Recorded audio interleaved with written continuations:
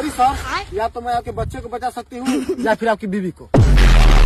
Madam बस हमारे बच्चा के बचा ली मैडम, बस हमारे बच्चा के बचा ली मैडम। लेकिन बाबूजी चुप, तो हम दूसरा विवाह करवा दे, हम के अपन वंश बढ़ावे के बाद। और अभी तो रुको, क्लाइमेक्स। बस मैडम जी हमारे बेटा के बचा ली, बचा ली। बाबू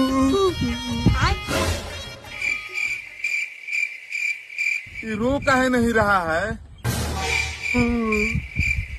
कहीं अपनी मम्मी के साथ मर तो नहीं।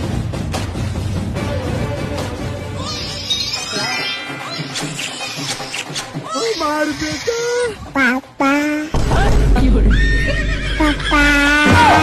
तू समझा भाई। नहीं तू समझा नहीं।